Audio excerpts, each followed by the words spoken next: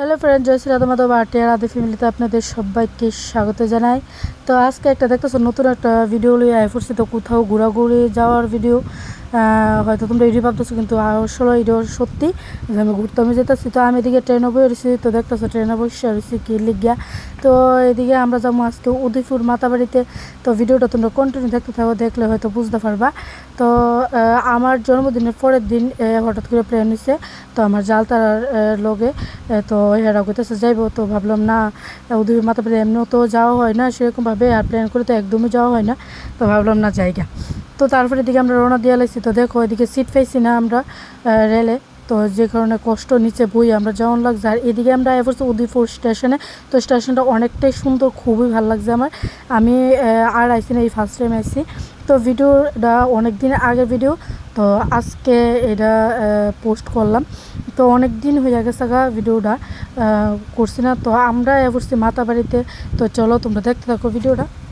তো এই দেখো আমরা মাতাবাড়িতে আয়া পড়ছি, আর দেখো কি সুন্দর। আর এদিকে আমরা ফিসের গেটটা দিয়ে আইছি, আর প্রচণ্ড রৌদ্র, প্রচণ্ড গরম। তো এখন আমরা ভিতরে ঢুকতেছি মার দর্শন করতাম।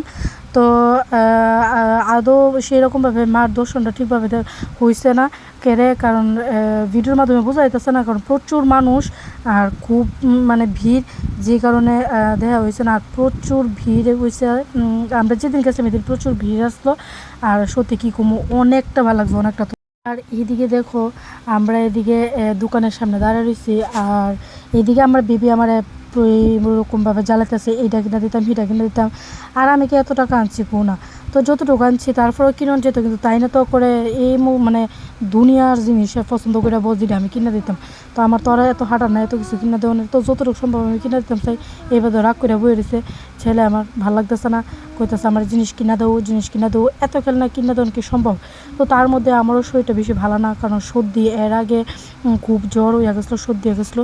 আর আমার মুখের কথার কণ্ঠ খুব ভার আসলো।